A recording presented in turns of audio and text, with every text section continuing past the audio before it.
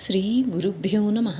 శ్రీ సద్గురు మాణిక్య ప్రభు మహారాజ్ చరిత్ర 4వ రోజు పారాయణం. ప్రభు వైభవ విస్తరణ. దాజీ సాహెబ్ భోస్లే.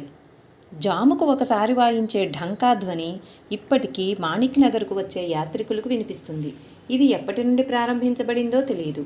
ప్రభు మాణిక్ నగర్లో నివసించడం మొదలై ప్రభు దర్బార్ శోభ సంతరించుకున్న తర్వాత గణేష్ చతుర్థి రోజు ప్రొద్దున ప్రభు కాలకృత్యాలు తీర్చుకొని ఆరుబయట కూర్చున్నప్పుడు రాజేశ్వర్ గ్రామానికి చెందిన గృహస్థు ఒక చిన్న సుందరమైన గణపతి మూర్తిని తెచ్చి ప్రభు ముందు పెట్టి, ఈరోజు గణేష్ చతుర్థి ఉన్నందువల్ల గురుదర్బార్లో ఈ ప్రతిమను ప్రతిష్ఠించి ఉత్సవం చేయాలని కోరికగా ఉంది అని ప్రార్థించారు. గణపతి చాలా సుందరంగా తయారు చేసినందున అది చూసి ప్రభు చాలా సంతోషించి ఆయన కౌశల్యాన్ని మెచ్చుకుని, గణపతి మా దగ్గరికి ఎలా వచ్చారో అలాగే ఢంకా కూడా తెచ్చుకుంటే పెద్ద ఉత్సవం చేయవచ్చు అన్నారు. ఇలా అనగానే 2-3 గంటల తర్వాత తూర్పు ద్వారం వద్ద ఢంకా వాయించబడింది. అది ఎవరు వాయించారంటే కళ్యాణికి చెందిన ఢంకా వాయించేవాళ్లు ప్రభు వద్ద కొన్ని రోజులు సేవ చేయాలని వచ్చి తాము వచ్చిన విషయం ప్రభువుకి తెలియాలని వాయించారు. అందరూ ఈ విషయాన్ని ప్రభువుకి తెలియజేసి గణపతి ఉత్సవానికి చేయాల్సిన ఏర్పాట్లు చేసి గణపతిని ప్రతిష్ఠించారు. ఢంకా వాయించే వాళ్లకు భోజన వసతి కల్పించి ఢంకా వాయించే సమయాలు వారికి తెలియజెప్పారు.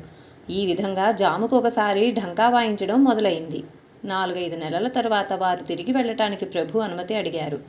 ఆ సమయంలో అక్కల్కోట సంస్థానంలో కార్యనిర్వహణ చేసే దాజీ సాహెబ్ భోస్లే ప్రభు దర్శనానికి వచ్చారు. సంస్థానంలో మొదలైన ఢంకా వాయించడం ఆగిపోతుందన్న విషయం విని అది ఎప్పుడూ వాయిస్తూనే ఉండాలన్న కోరికతో దాని ఖర్చుల కోసం అక్కల్కోట సంస్థానం నుండి ప్రతి నెల 30 రూపాయలు ఇచ్చే ఏర్పాటు చేస్తానని మాట ఇచ్చారు. ఆ విధంగా అది పునఃప్రారంభించడం వారి మూలంగా జరిగింది. అది చివరి వరకు వారి వల్లనే నడుస్తుందనే నమ్మకం ప్రభువుకు కలగలేదు. అందుకని ప్రభువు ఇలా అన్నారు, మాది ఫకీరుల దర్బార్, ఢంకా అవసరం లేదు. గురు దర్బార్ యొక్క ఢంకా త్రిభువనాలలో ప్రతిధ్వనిస్తుంది. అందుకని దానితో ఈ దర్బారుకు అవసరం లేదు. మీరు అడుగుతున్నారు కాబట్టి ఉండనివ్వండి, కానీ ఈ బాధ్యత చివరి వరకు నిలబెట్టుకోవాలి. దాజీ సాహెబ్ భోస్లే గారి ద్వారా మొదలు పెట్టబడిన ఢంకా వాయింపు 3-4 సంవత్సరాలు అక్కలకోట సంస్థానం ఖర్చుతోనే నడిచింది. కొంతకాలానికి ఆ ఖర్చు రావడం ఆగిపోయింది. ఎందువల్లనంటే అక్కల్కోట సంస్థానంలో ఏవో గొడవలు జరిగి దాజీ సాహెబ్ అక్కల్కోట సంస్థానం విడవడం జరిగింది. కానీ ఒకసారి మొదలుపెట్టిన ఢంకా వాయింపు ఆగిపోకూడదని ప్రభు సంస్థానమే ఆ పద్ధతిని కొనసాగించింది. అది ఇప్పటి వరకు నిరాటంకంగా కొనసాగుతూనే ఉంది. అక్కల్కోట రాజావారికి పుత్రుడు కావాలన్న కోరిక బలంగా ఉండేది. సంస్థానంలో కొన్ని గొడవలు కూడా జరుగుతుండేవి. వాటి నివారణ జరగాలని అక్కడి కార్యనిర్వహణ చేసేవారు ఎప్పుడూ ప్రభు దర్బారుకు వచ్చేవారు. అలా ఒకసారి ఒకరు ప్రభుపై విశ్వాసంతో ప్రభు వద్ద ప్రార్థించడానికి వచ్చారు. నేను పిలిచినప్పుడు వస్తే ప్రసాదం ఇస్తానని ప్రభు తెలియజేశారు. తరువాత ప్రభువు నుండి ప్రసాదం తీసుకోవడానికి రావలసిందిగా పిలువడానికి వచ్చిన మనిషి తిరిగి ప్రభు వద్దకు వెళ్ళి ఆయన భోజనానికి కూర్చున్నారని చెప్పాడు. అప్పుడు ప్రభు, అరే ప్రసాదం వేళ ఆయన పోగొట్టుకున్నారు అని కూర్చొని ఉండిపోయారు. తర్వాత ఆ గృహస్థు ప్రసాదం తీసుకోవడానికి చాలా ప్రయత్నించారు, కానీ ప్రసాదం దొరకలేదు. స్వయంగా ప్రభు చేతితో ప్రసాదం దొరకడం ఎంతో అదృష్టం. ఆ యోగం వాళ్లకు లేదు. ఆ విషయం అందరికీ తెలిసి ఉండెను. తరువాత భోజనానికి కూర్చున్నప్పుడు ప్రభు వద్దకు వెళ్లే విషయంలో శ్రద్ధ చూపేవారు. కంది కిషన్ రావు. ఇంతకుముందు 8 గవ్వలు ఈ విషయానికి సంబంధించిన సంఘటన విషయంలో చరిత్రకారులందరూ ఒకే విధంగా చెబుతారు. కానీ ఆ స్త్రీకి సంబంధించిన పేరు, స్థలానికి సంబంధించి భిన్న అభిప్రాయాలు కనిపిస్తాయి. సదాశివరావు మన్సబ్ అనే పేరు గల ఒక వృద్ధ గృహస్థు చిడుగుప్ప జిల్లాలో అకౌంటెంట్గా ఉండేవారు. వారు చెప్పడం వల్ల ఈ విషయం తెలిసింది. దాని ప్రకారం ఆ స్త్రీ కంది కిషన్ రావు అనే పేరు గల దేశ్ముఖ్ గారి పత్ని. నరహరి కృత అనగా అముద్రితం చరిత్రలో కంది కిషన్ రావు యొక్క పేరుతో ఈ ఘటన హళిఖేడ్లోని బాలచంద్ర దీక్షితుల ఇంట్లో ప్రభు ఉన్నప్పుడు జరిగింది అంటారు. ఆ స్త్రీ పుట్టిల్లు హళిఖేడ్. అందుకని తన వైభవాతిశయంతో మేనాలో కూర్చుని తల్లిగారింటికి వస్తుండేది. ఆమె యవ్వనవతి అయి ఉండెను, కానీ సంతతి లేకపోవడం వల్ల పిల్లల కోసం ఆమె ఆశతో ఉండెను. ఆమె ప్రభు యొక్క కీర్తి విని తల్లిగారింట్లో కొన్ని రోజులు ఉండి తరువాత కళ్యాణికి వెళ్లాలని వచ్చెను. కానీ ప్రభు హళిఖేడ్కు వచ్చారని ఆమెకు తెలియదు. ఆమె అంతరంగం తెలుసుకుని ప్రభు త్రోవలో కూర్చొని ఉండెను. ఆమె రాగానే మొదట తెలియజేసిన భీమాబాయి కథలాగా జరిగింది. ప్రభు దర్శనం అనుకోని రీతిలో జరిగి తన కోరిక తీరడం వల్ల ఆనందంతో ఆమె తన అత్తగారింటికి వెళ్ళింది. అక్కడికి వెళ్ళిన తర్వాత ప్రభువుకు గవ్వలు ఇవ్వడం వల్ల గర్భవతి అయి పుత్రుడు కలిగాడు. పుత్రోత్సాహంతో సంతోషించి ఆ స్త్రీ తన పుత్రునితో సహా ప్రభు సన్నిధికి వచ్చి దానధర్మాలు చేసింది. తరువాత ఆమెకు 5 మంది పుత్రులు జన్మించారు. ప్రభువుపై పూర్తి శ్రద్ధ ఉండడం వల్ల ఆమె ప్రతి పుత్రుణ్ణి ప్రభు కాళ్ళ వద్ద ఉంచి దానధర్మాలు చేసేది. 5వ పుత్రుని సమయంలో ప్రభు మాణిక్ నగర్లో ఉండిరి. ఆమె తన 5గురు పుత్రులతో అక్కడికి వచ్చి అత్యంత శ్రద్ధతో ప్రభు పూజ చేసి అన్నదానం చేసి తిరిగి వెళ్లాలని అనుమతి అడుగుతూ, నాకిప్పుడు పుత్రుల అవసరం లేదు. ఇప్పుడు ఉన్న ఈ 5గురు పుత్రులు సంతోషంగా ఉండాలి. నాకు శరీరంలో రోజురోజుకు శక్తిహీనత అనిపిస్తుంది. ప్రసవ వేదన భరించే శక్తి లేదు. అందుకని దయచేసి పుత్రులు కాకుండా చేయమని అడిగింది. ఇలా చమత్కారంగా అడిగేసరికి ప్రభువుకి నచ్చలేదు. ప్రభు ఆమెను అనేక విధాలుగా నచ్చజెప్పారు. బాయి, ఈ విధంగా నీవు కోరడం మంచిది కాదు. దత్తుడు నీకు ప్రసాదంగా ఇచ్చేదాన్ని నీవు తీసుకోవాలి. ఈ విషయాన్ని దూరదృష్టితో ఆలోచించు. దొరికిన వరాన్ని కాదనకు. ఈ విధంగా నచ్చజెప్పినా ఆమె తన పట్టు విడవలేదు. అప్పుడు ప్రభు సరే నీ ఇష్టం అని తిరిగి వెళ్ళడానికి అనుమతించారు. ఇంటికి వెళ్ళిన తర్వాత కొన్ని రోజులకు అకస్మాత్తుగా ఆమె భర్త జబ్బుపడి మరణించారు. అనుకోకుండా జరిగిన ఘటనతో ఆమెకు ప్రభువు మాటలు గుర్తుకు వచ్చి తన పట్టుదల వల్ల ఇలా జరిగిందని పశ్చాత్తాపపడింది. ఇక చేసేదేమీ లేకపోవడం వల్ల ధైర్యంగా సహనం చూపించింది. ఈ విధంగా ఆ సంఘటన జరిగింది. దీంట్లో పేర్లతో సంబంధం లేదు. అప్పారావు హైదరాబాద్ వారి భార్య భీమాబాయి అయితేనేమి, కందికిషన్ రావు గారి భార్య అయితేనేమి, జరిగిన కథలో మాత్రం తేడా లేదు. జయప్ప కంసాలి. జయప్ప అనే కంసాలి ఒకరోజు సాయం సమయంలో ప్రభు దర్శనం కోసం వచ్చినప్పుడు చాలా జనసమూహం ఉంది. కారణం ఆ రోజు హుమనాబాద్ వీరభద్రేశ్వరుని జాతర. అందువల్ల ఆ చుట్టుపక్కల ప్రాంతాల జనం అక్కడ పోగయ్యారు. వారికి ప్రభు విషయం తెలిసి అక్కడికి వచ్చిన వారు మాణిక్ నగర్కి రావడం మొదలైంది. ఆ రోజు వారంతా రావడం వల్ల జనం విపరీతంగా నిండిపోయారు. చీకటి పడినా జనం మాత్రం తగ్గలేదు. ఆ సమయంలో ఒక వృద్ధ కంసాలి తన కుటుంబంతో అక్కడికి వచ్చారు. వారి వయసు సుమారు 79 సంవత్సరాలు. అతను 50 మంది కుటుంబ సభ్యులతో ప్రభు దర్శనానికి వచ్చారు. అందరూ ప్రభు దర్శనం చేసుకున్నా కానీ ఆ వృద్ధునికి మాత్రం ప్రవేశం దొరకలేదు. వారు దూరం నుండే దర్శనం చేసుకోవాలని అనుకున్నారు. చీకటి పడుతుండగా ప్రభు దృష్టి ఆ వృద్ధ కంసాలిపై పడి వారిని ప్రభువు తమ దగ్గరికి పిలిపించుకున్నారు. ఆయన వచ్చి ప్రభు కూర్చునే కట్టకు పక్కగా నిల్చుని చేతులు జోడించి నమస్కారం చేస్తుండగా ప్రభు ఆయన కుడి చేతికి కట్టబడిన పట్టు వస్త్రంలో ముడివేసిన చిన్న బంగారు పెట్టె తీసుకున్నారు. దాంట్లోంచి మడిచి పెట్టబడిన కాగితాన్ని తీసి దీపం ముందు చదవసాగారు. అందరూ ఆశ్చర్యంగా చూస్తూ ఉండగా ఆ వృద్ధ కంసాలి ప్రభు ప్రేమకు ముగ్ధుడయ్యెను. తాను లాడవంతిలో ఉండగా మనోహర మహారాజుల వారు తనకు మోక్షప్రాప్తి కలిగించే ఈ వస్తువునిచ్చి దానిని తన పుత్రునికి చూపించమన్నారు. కానీ ప్రభు ఏ విషయం అడగకుండా, పరిచయం లేకుండా, సంబంధం లేకుండా తన వద్ద నుండి దానిని తీసుకున్నారని ఆయనకు ఆశ్చర్యం కలిగింది. మనోహర మహారాజుల వారు తన పుత్రునికి చూపించవలసిందిగా చెప్పారు. కానీ వీరే మనోహర మహారాజుల పుత్రులనే ఆలోచన కూడా కంసాలికి కలగలేదు. ఎందుకంటే ప్రభు జన్మించగానే ఆ గృహస్థు తన కుటుంబంతో షోలాపూర్కి వెళ్ళిపోయారు. ప్రభు పేరు మాణిక్ ప్రభు అని ఆయనకి తెలియదు. మాణిక్ ప్రభు కళ్యాణ్లో ఉన్నారని తెలిసి కులదేవతను దర్శించుకుని వెళ్తూ వీరభద్రుని యాత్ర చేసి కళ్యాణ్కి వెళ్ళి మనోహర్ మహారాజ్ గారి పుత్రుని వెతకాలని అనుకుని ఉండెను. ప్రభు పూర్తి కాగితం చదివిన తర్వాత ఆశ్చర్యంగా చూస్తూ దగ్గర ఉన్న వాళ్ల ముఖాలను చూడసాగారు. అప్పుడు వాళ్లకు ఆ కాగితంలో ఏదైనా మహత్తరమైన విషయం ఉందేమో అనిపించింది. కానీ ప్రభుకు విస్మయం కలిగించే విషయం ఆ కాగితంలో ఏముంది అని అడగడానికి ఎవరికీ ధైర్యం చాలలేదు. తాత్యా సాహెబ్ గోవింద శాస్త్రి అనే పేరు గల ఒక బ్రాహ్మణునితో యోగశాస్త్రానికి సంబంధించిన వాదవివాదం చేస్తూ కూర్చుని ఉండిరి. ఆయన అప్పటికి ప్రభు వద్ద నుండి ఆ కాగితం తీసుకుని చదవసాగారు. గోవింద శాస్త్రి కూడా ఆ కాగితంలో ఏముందో అని చూడగా అది మనోహర మహారాజుల వారు ప్రభు యొక్క జన్మపత్రిక వ్రాసి ఉంచారని, దానిలో ప్రభువు యొక్క పూర్తి భవిష్యత్తు వ్రాయబడిందని వాళ్లకు తెలిసింది. పూర్తి పత్రిక చదివిన తర్వాత దాని విషయంపై చర్చ జరగకూడదని ప్రభు ఆ కాగితాన్ని వారి చేతిలో నుండి తీసుకుని దీపానికి పైన పెట్టి బూడిద చేసి ఆ బూడిదను భస్మంగా నుదుటికి రాసుకున్నారు. అది చూసి తాత్యా సాహెబ్ గారు, ఏం చేస్తున్నావు? ఇలాంటి ముఖ్యమైన విషయాన్ని కావాలని ఎందుకు లేకుండా చేస్తున్నావు అంటూ తిరిగి తీసుకోవడానికి ప్రయత్నించారు. కానీ ప్రభు ఆ లేఖ ఉండకూడదని సమాధానపరిచారు. మన తండ్రి మన జాతకం తయారు చేసి అందరికీ తెలియాలని వ్రాసిపెట్టారు. దాని ప్రకారం ఇప్పుడు జరిగితే ఆ లేఖ నిజమవుతుంది. ఒకవేళ ఏదైనా తేడా జరిగితే ఆ కారణంగా జనంలో అపవాదు వస్తుంది. మరి సద్గురువుకు మనం ఇంత ప్రతిబంధకం ఎందుకు కలిగించాలి?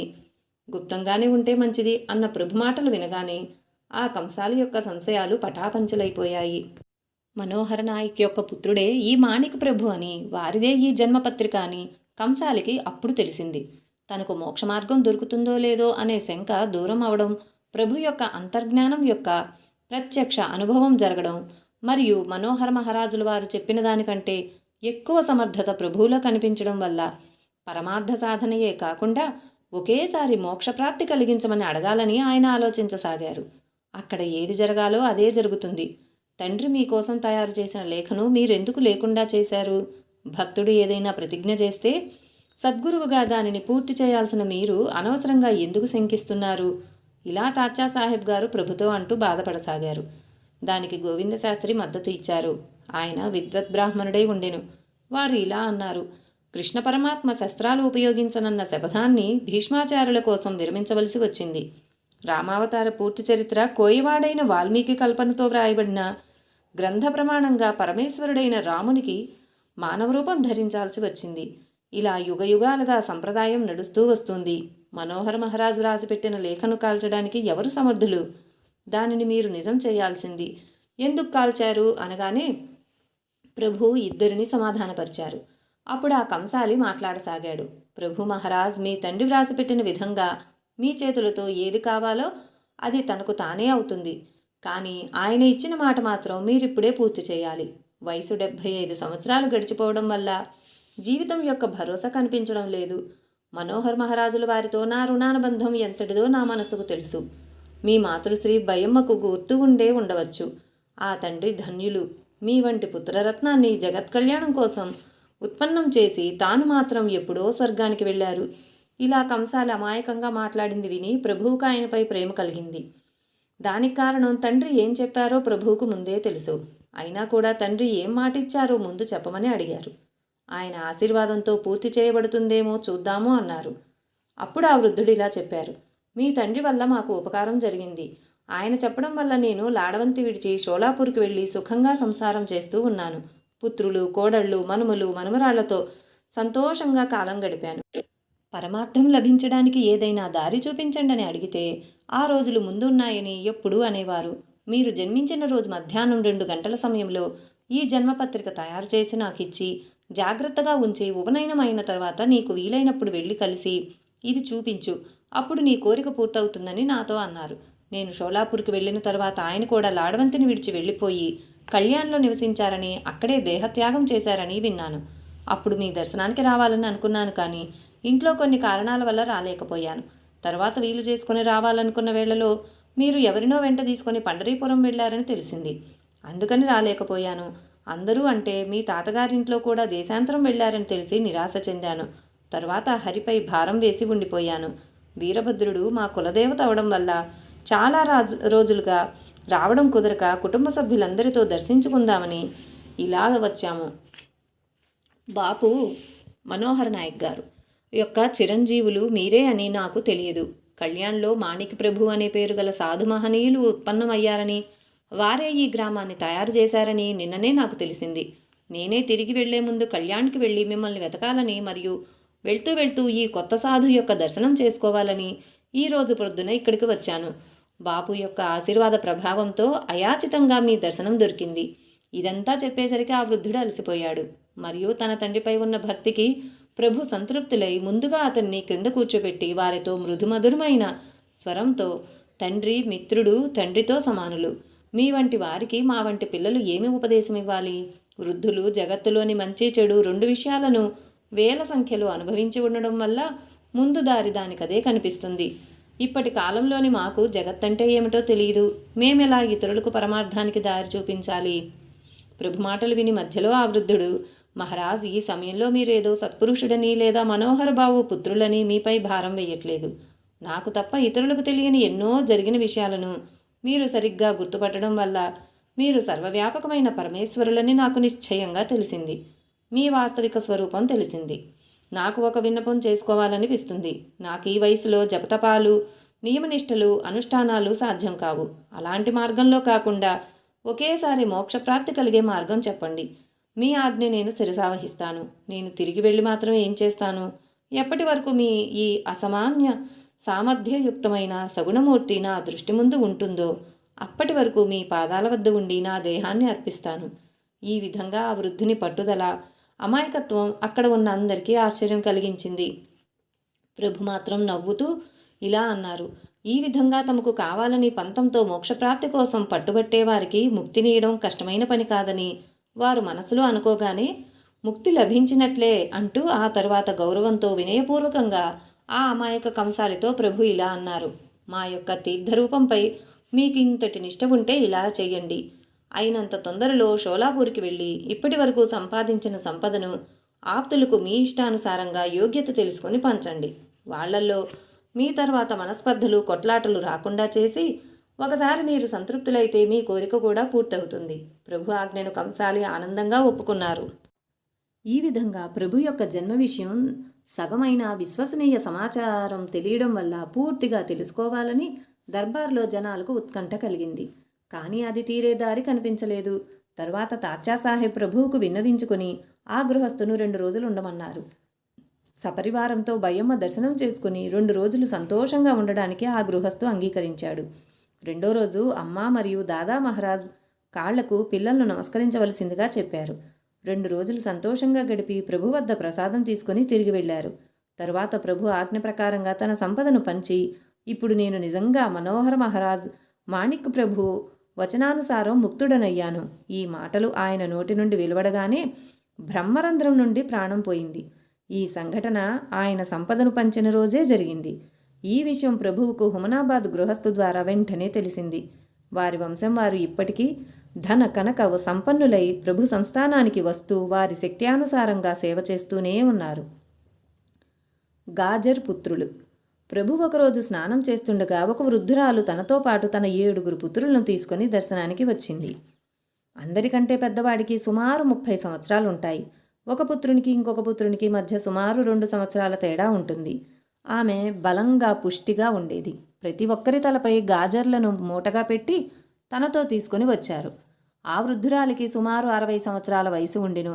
ఆమె ప్రభువును ఎప్పుడు చూస్తానా అన్న ఆతృతతో ప్రభు వద్దకు వెళ్ళింది. ముఖాన్ని చేతితో స్పృశిస్తూ ప్రేమాశ్రువులతో ప్రభువుకు స్నానం చేయించింది. దగ్గర ఉన్నవాళ్లు వద్దన్నా ఆమె వారి మాట వినకపోయేసరికి ప్రభు వాళ్ళందరితో ఆమెను ఏమీ అనవద్దని చెప్పారు. ప్రేమాతిశయంతో నిండిన ఆమె మనసును ప్రభువు తెలుసుకొని ఆనందపరవశులయ్యారు. ఈ సన్నివేశమేంటో ఎవరికీ అర్థం కాలేదు.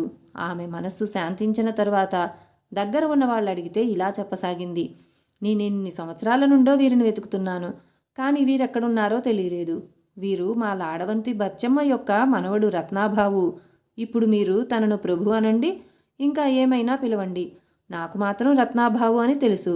లాడవంతిలో ఉండగా చాలా చిన్నవాడు, అంటే 5 సంవత్సరాలుండేవి.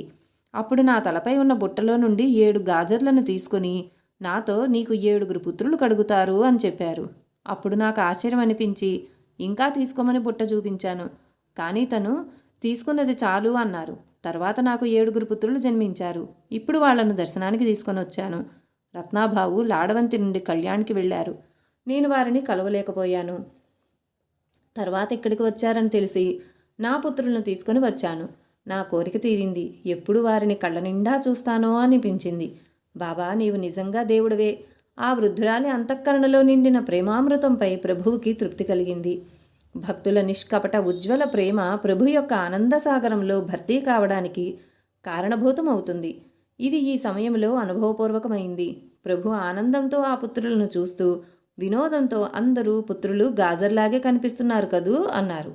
ప్రభు వారు తలపై పెట్టుకొని తెచ్చిన గాజర్లను భండారు ఖానాలో ఇవ్వవలసిందిగా ఆజ్ఞాపించి వండుకోవడానికి సామాగ్రి ఇచ్చి ఆ వృద్ధురాలిని భోజనం తయారు చేసుకోమని చెప్పారు. భోజనం అయిన తర్వాత చీర, జాకెట్టు, బట్ట, ప్రసాదం ఇచ్చి సంతుష్టమైన మనస్సుతో ఆమెను సాగనంపారు. ఈ విధంగా ప్రభు బాల్యంలో జరిగిన లీలలు సహజ సిద్ధంగా ప్రకటితం అవసాగాయి. ఆ వృద్ధురాలికి ప్రభు యొక్క ఐశ్వర్యం చూసి ఆనందం కలిగింది. ఆమె పుత్రులపై ప్రభు కృపాదృష్టిని ప్రసాదించారు. వృద్ధ బ్రాహ్మణునకు సంతానం. హుమనాబాదులో ఒక వృద్ధ బ్రాహ్మణుడు సతీ సమేతంగా నివసించేవారు. ఆయన మంచి విద్వాంసుడై, రసికుడై, మంచి మాటకారి అయి ఉండెను. అందుకని ప్రభు ఎక్కువగా ఆయనతో మాట్లాడడానికి ఇష్టపడేవారు. రాత్రి 2 గంటల వరకు వేదాంత విషయాలు మాట్లాడుతూ ఉండేవారు. ఆయన మాటలు ప్రభువుకి మనఃపూర్వకంగా ఇష్టం అవడం వల్ల అదే రీతిగా ఆ బ్రాహ్మణుడు నడుచుకునేవారు.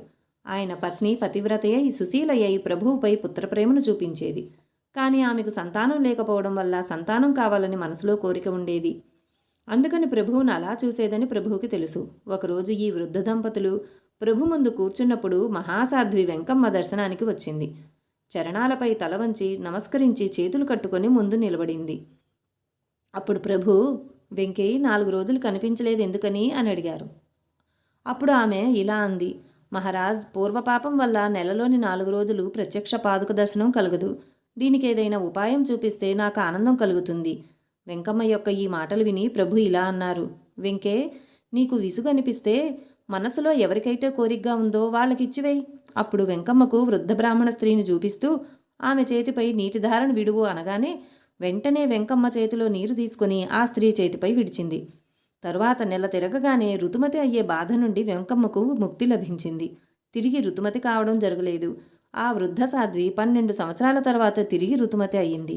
ఈ చర్య చూసి అందరికీ, ముఖ్యంగా ఆ స్త్రీకి ఆశ్చర్యం కలిగింది. కానీ ఇంకా విశేషమైన విషయం తర్వాత జరిగింది. ఆ స్త్రీ 3 నెలలు ఋతుమతి అయిన తర్వాత 4వసారికి గర్భవతి అయ్యి 10 నెలలు అయిన తర్వాత సుందరమైన పుత్రునికి జన్మనిచ్చింది. అప్పుడు ఆ వృద్ధ బ్రాహ్మణులు సంతోషం పట్టలేకపోయారు. ఆ స్త్రీకి సుమారు 60 సంవత్సరాలు, ఆ వృద్ధుడు 75 సంవత్సరాల వయసు గలవారై ఉండెను. అయినా ప్రభు కృపతో పుత్రుడు జన్మించాడు. వారి సంతోషం చెప్పనలవి కాలేదు. అందరికీ ఆశ్చర్యం కలిగి ప్రభు సామర్థ్యం, కీర్తిని వర్ణన చేయసాగారు. ఆ స్త్రీ ఆ పుత్రునికి మాణిక్ అని పేరు పెట్టింది. ప్రభు వాళ్ళు సుఖజీవనం చేయడానికి సహాయం చేశారు. వెంకమ్మ తరువాత ఎప్పుడూ ఋతుమతి కాలేదు. ఎంత ఆశ్చర్యకరమైన ప్రభులీల కదా. పై ఈ సంఘటన రామచంద్రబువ షోలాపూర్కర్ రాసిన చరిత్ర నుండి ఎలా ఉందో అలాగే తీసుకోబడింది. ఈ అద్భుత చమత్కారం చాలామంది నోటి నుండి వినడం జరిగింది. ఇంతేకాదు, ఇలా జన్మించిన ఆ మనిషిని చూడటం కూడా జరిగింది. హుమనాబాద్లో మాణిక్ భట్ అనే పేరు గల వృద్ధ బ్రాహ్మణుడు కొన్ని సంవత్సరాల క్రింద ఉండేవారు. వారి వద్ద ప్రభు గాది ఉంది. వారు ప్రభు నవరాత్రులు చేసేవారు. వారిని అనేక మంది పూజనీయులుగా చూసేవారు. ఆయనకు శిష్యులు కూడా ఉండేవారు. ఆయన స్వయంగా తన అద్భుత జన్మకథను తెలియజేశారు. ఆయన ప్రభుభక్తిలో లీనమైపోయారు. ఇప్పటికీ ప్రభు గాది హుమనాబాద్లో ఉంది. ఆయన చేసిన ఏర్పాటు ప్రకారంగా పూజ అర్చన జరుగుతుంది. ఆబారావు నాయబ్. భాల్కీ గ్రామం గురించి ఇంతకుముందు మీరు చదివారు. భాల్కీ గ్రామ నాయబ్ తహసీల్దార్ ఆబారావు పరమభక్తులు ఎలా అయ్యారో వివరిస్తున్నాం. ఆబారావు ఎప్పుడూ ప్రభు దర్శనానికి వస్తూ విశేషమైన రోజులలో మాణిక్ నగర్లో నివసించేవారు.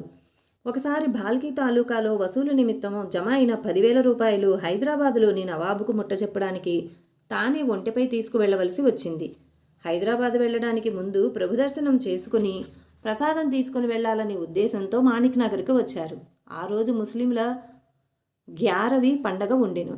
అందుకని దానం చేయడానికి ప్రభు దర్బార్లో కూర్చొని ఉంటిరి. ప్రభు వద్ద అడిగేవారు ఫకీరులు, మౌల్వీలు చాలామంది పోగై ఉండిరి. ప్రభు ఎప్పటిలాగే దర్బార్లో దర్పంతో గాదిపై కూర్చుని దానం చేస్తూ ఉన్నారు. అతి కష్టంతో ప్రభు వద్దకు దారి చేసుకుని అబారాబ్ నాయిబ్ గాది దగ్గరికి వెళ్ళి ప్రభువుకి నమస్కరించారు. అప్పుడు రావడానికి గల కారణం ఖజానాను హైదరాబాద్కు తీసుకువెళ్తున్నానని చెప్పారు. అప్పుడు ప్రభు ఒంటిపై ఉన్న పూర్తి నగదును తన వద్దకు తీసుకొని రావాలని ఆజ్ఞాపించారు. ఆజ్ఞ ప్రకారం పూర్తి నగదును ప్రభు ముందు గుమ్మరించారు. సంతుష్ట మనస్సుతో ప్రభు నవ్వుతూ ఆ పూర్తి నగదును దానం చేసి ఖర్చు చేశారు. ఇది ఆబారాబు నాయబుకు పరీక్ష అయ్యెను. ఖజానాకు సంబంధించిన నగదును ఇతర ఉపయోగాలకు తీసుకుంటే దాని పరిణామం ఆయనకు తెలుసు. కానీ ఆయన జంకలేదు. తన భక్తులను ప్రభు ఉరికంబం ఎక్కిస్తారని ఆ నిర్మలమైన మనసుకు అనిపించలేదు. సర్వ సంకట పరిస్థితుల నుండి రక్షించడానికి సమర్థుడు ప్రభువే అని దృఢనమ్మకం ఉండటం వలన మాట్లాడకుండా నిశ్చింతగా కూర్చున్నారు. కరుణామయుడైన ప్రభువు ఆయన నిష్ఠను చూసి సంతుష్టులయ్యారు. కానీ నిజమైన పరీక్షా సమయం తరువాత ఉండడం వల్ల ప్రభు ఏమీ మాట్లాడలేదు. మరుసటి రోజు ప్రభు వద్ద ప్రసాదం తీసుకుని తిరిగి భాల్కీ వెళ్ళారు. ఆ సమయంలో ఇప్పటిలాగా కాగితాల్లో వ్రాసేవారు కాదు. అయినా ఇలా సర్కారు నగదును ఖర్చు చేయడం చాలా తప్పు. ఈ విషయం ఆయనకు తెలుసు. పూర్వం ప్రతి ఒక్క సర్కారు కచేరీలో అఖబార్ నవీస్ అనే వారిని నియమించేవారు. ఆ విధంగా భాల్కీలోనూ ఉండిరి. ప్రతిరోజు జరిగిన విషయాలను నవాబ్ సాహెబ్కు తపాలాలో తెలియజేయడం వారి పనిగా ఉండేది. ఆ విధంగా పై పూర్తి విషయాన్ని వ్రాసి పంపించారు. రోజు సర్కారీ తపాలా గుర్రంపై పంపించడం జరిగేది. నవాబ్ సాహెబ్ తన దర్బార్లో కూర్చొని ఉన్నప్పుడు అఖబార్ నవీస్ రాసిన విషయం తెలిసింది. అప్పుడు ఏమని చెప్పాలి? నవాబు కోపంతో ఇప్పటికిప్పుడే నాయిబ్ను బంధించి తన ముందుకు తీసుకురావలసిందని, అందుకోసం గుర్రమును పంపించవలసిందిగా ఆజ్ఞాపించారు. ఇతర జనం అబారావును దూషించసాగారు. ఇలాంటి విషమ పరిస్థితిలో ఆయన ఎలా జీవిస్తారో అని మాట్లాడుకోసాగారు. ఇంతలో ఇంకో తపాలా వస్తే దానిని తీసి చూస్తే తెలిసిందేమిటంటే, భాల్కీ యొక్క నాయబ్ 10,000 రూపాయల హుండీవి పంపిస్తూ వ్యాపారికి అలవాటు ప్రకారంగా హుండీ బత్తా 50 రూపాయలను కూడా పంపిస్తున్నాము అని వ్రాసి ఉంది. ఇది విని నవాబ్ సాహెబ్ చల్లబడ్డారు. అఖ్బార్ నవీస్ బద్మాష్లా ఉన్నాడు, అతన్ని పని నుండి తొలగించండి, మరియు ఆబారావు నాయిబ్ను సర్కారు యొక్క ఖర్చు మిగిల్చి లాభం కలిగించడం వల్ల అతన్ని పై పదవికి పంపించి జీతం పెంచవలసిందిగా ఆ క్షణమే నవాబు ఆదేశించారు. ఆ విషయాన్ని తెలపడానికి వెంటనే ఏర్పాటు కూడా జరిగింది. ఇక్కడ ఆబారావు మనసులో భయపడినా కూడా ప్రభు ముందు నిశ్శబ్దంగా ఉండిపోయారు. ఆబారావును ప్రభువు కచేరీకి వెళ్ళు, భయపడకు అని చెప్పి పంపించారు. ప్రభు ఆజ్ఞ ప్రకారం నిర్భయంగా కచేరీకి వెళ్ళారు. ఆ రోజు హైదరాబాదు నుండి శాలువా మరియు ఉత్తమ ప్రశంసాపత్రం రావడం వల్ల ఆయనకు ఎంత ఆనందం కలిగిందో మాటల్లో వివరించలేము. ఈ విధంగా భక్తుల సంకటాలను దూరం చేస్తూ ఉండడం వల్ల వారు ప్రభువుకు ధన్యవాదాలు తెలిపారు. గొల్ల తుకారాం. తుకారాం అనే పేరు గల ఒక గొల్లవాడు ప్రభుభక్తుడై ఉండెను. తనకు వ్రాయడానికి చదవడానికి కొద్దిగా వచ్చేది. ఆయనకు ఆత్మసాక్షాత్కారం కావాలని కోరికగా ఉండేది. అదే విషయం ప్రభు వద్ద విన్నవించుకున్నాడు. వాడి అమాయకత్వానికి ప్రభువుకు సంతోషమై తనకు ఆత్మరూప ప్రతీతి అనే పుస్తకాన్ని ఇచ్చి దానిని అనేకసార్లు పారాయణం చేయవలసిందిగా చెప్పారు. ఈ ఆత్మరూప ప్రతీతి అతి చిన్నగా ఉండెను. అది తుకారాం కోసమే ప్రభు వ్రాశారని కొందరు అంటారు. తను ఆ గ్రంథాన్ని ఇష్టంగా తీసుకుని చదవడానికి ప్రారంభించాడు. కానీ ఎన్ని రోజులు పారాయణం చేసినా ఆత్మరూప సాక్షాత్కారం జరగడం లేదని ఒకరోజు ప్రభు సన్నిధికి ఆ గ్రంథాన్ని తిరిగి తీసుకుని వచ్చి, మహారాజ్, ఈ గ్రంథం యొక్క అర్థం నాకు తెలియడం లేదు. మీరు చెప్పినట్లుగా పారాయణం చేసి నాకు కంఠస్థమైంది, కానీ ఆత్మరూప సాక్షాత్కారం జరగలేదు. ఇలా నన్ను ఎందుకు పారాయణం చేయమని విసిగిస్తున్నారు? దీంతో నాకు పని లేదు. మీరు సాక్షాత్ దేవుడు. నేను ఈ గ్రంథం వెంటపడను. మీరే ఈ గ్రంథాన్ని జాగ్రత్త చేయండి. ఆయన అమాయకత్వానికి ప్రభువుకి నవ్వు వచ్చింది. అప్పుడు తీయని మాటలతో సముదాయించి భండారుఖానాకు వెళ్ళి జోళీ ప్రసాదం తీసుకుని రావలసిందిగా చెప్పారు. ఆ విధంగా ప్రసాదం తీసుకోవడానికి భండారుఖానాకు వెళ్తూ తన కంబళిని ప్రభు వద్ద ఉంచి వెళ్ళాడు. ఆయన వెళ్ళిన తర్వాత ప్రభు దాన్ని తన శరీరంపై కొద్దిసేపు వేసుకున్నారు. ఆయన ప్రసాదం తీసుకుని వచ్చిన తర్వాత తిరిగి కంబళిని అతనికిచ్చివేశారు. తుకారాం కంబళిని తన శరీరంపై వేసుకుని కూర్చోగానే ఆయన చిత్తవృత్తి లయమై సమాధి స్థితికి చేరుకున్నాడు.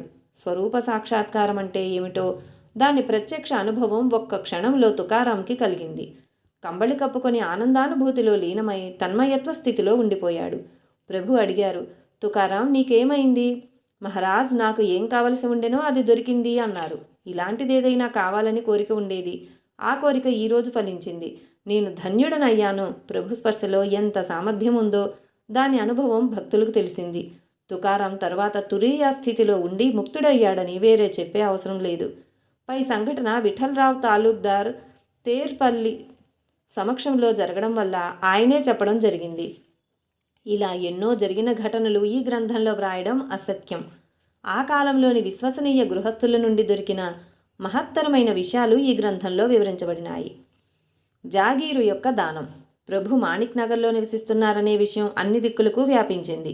హైదరాబాదుకు చెందిన శ్రీమంతులకు ప్రభు యొక్క కీర్తి తెలిసింది. పెద్ద పెద్ద రాజదర్బార్లలో దొరకని సంభావన ప్రభు దర్బార్లో దొరుకుతుందని తెలిసింది. ప్రభువును దర్శించుకోవాలనే కోరికతో రాజపరివారాలు, శ్రీమంతులు వచ్చేవారు.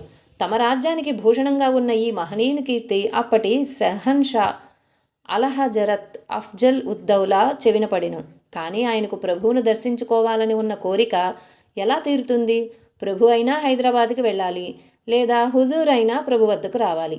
ఈ రెండింటిలో ప్రభువునే హైదరాబాద్కు తీసుకురావాలనే ఉద్దేశంతో నిజాం ప్రధాని అయిన సర్ సాలార్ జంగ్ బహదూర్ గారు నిజాం సైన్యంలో అరబ్బుల కంపెనీలో నమ్మకస్తుడైన యశ్వంతరావు అనే బ్రాహ్మణ గృహస్థును ప్రభు వద్దకు పంపించారు. ప్రభువుకు విన్నవించుకొని హైదరాబాదుకు తీసుకురావాలని, వారితో పాటు గుర్రాల స్వారీ, మేనాలు, పల్లకీలు మొదలైన సరంజామా అంతటినీ ఇచ్చి ప్రభువు హైదరాబాద్ వస్తే 60,000 విలువైన జాగీరిస్తామని చెప్పి పంపారు. యశ్వంతరావు సరంజామా తీసుకుని ప్రభు దర్బార్లో హాజరయ్యారు.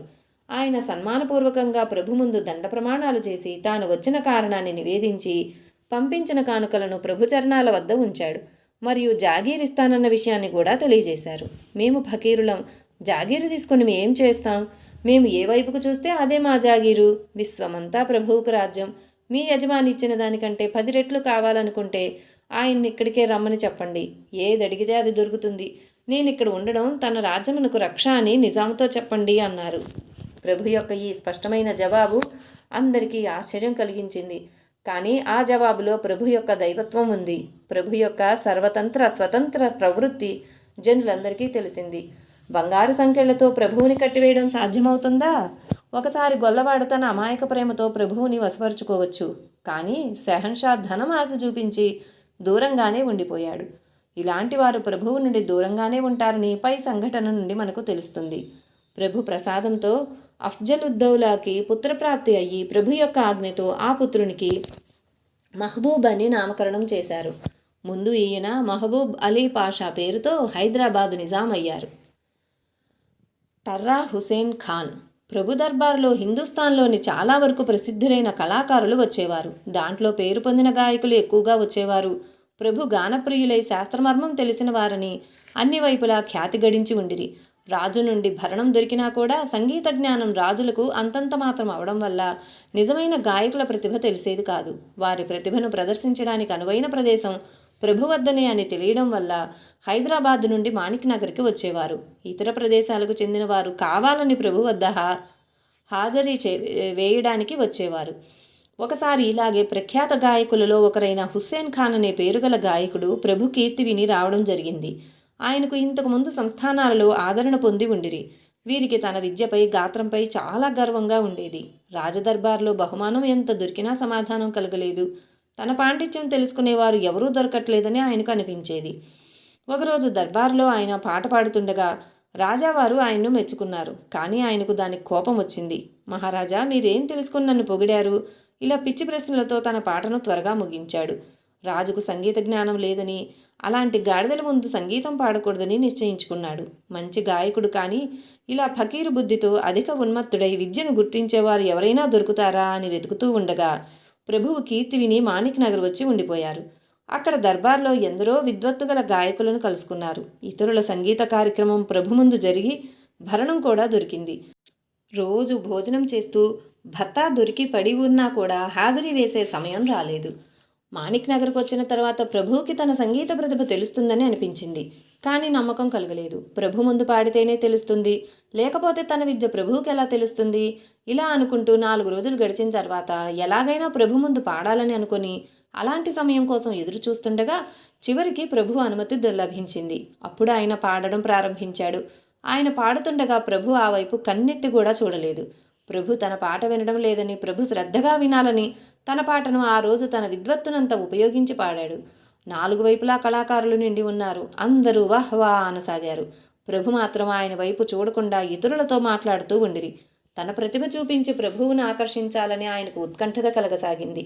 ఇలాంటి మానసిక సంఘర్షణలో ఒక దగ్గర పాట లయ శృతి తప్పింది. ఆయన మనసుకి తెలుసు తాను తప్పు చేశానని. సరిగ్గా అదే సమయంలో ప్రభు వాహ్ వా ఖాన్ సాహెబ్ అన్నారు.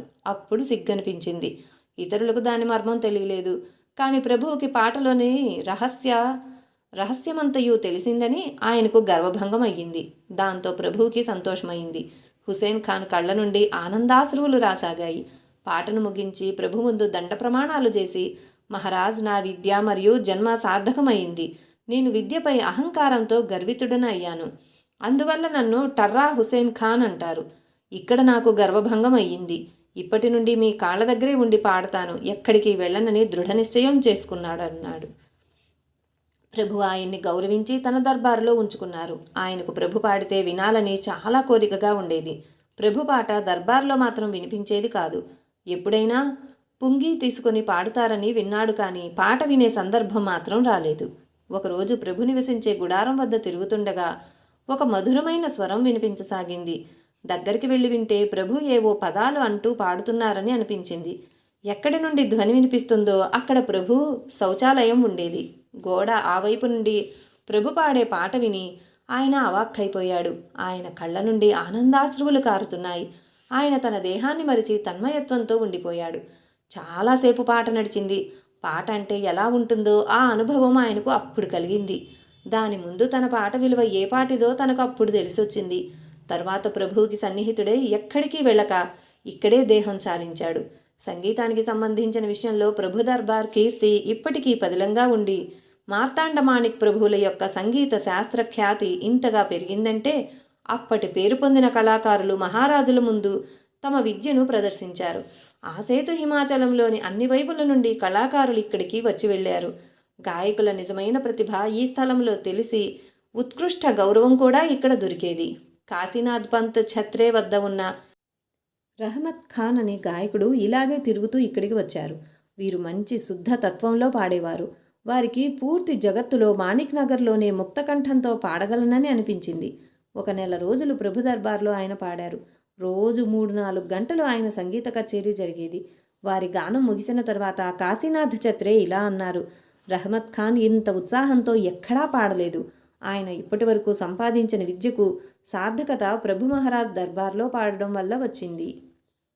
శ్రీ మాణిక్య ప్రభు మహారాజ్కి జై. లైక్ చేయండి, షేర్ చేయండి, సబ్స్క్రైబ్ చేయండి. కొత్తగా సబ్స్క్రైబ్ చేసిన వారు పక్కనే ఉన్న బెల్ ఐకాన్ ప్రెస్ చేసి ఆల్ అని ప్రెస్ చేస్తే నా నోటిఫికేషన్స్ వెంటనే మీకు అందుతాయి. Thank you.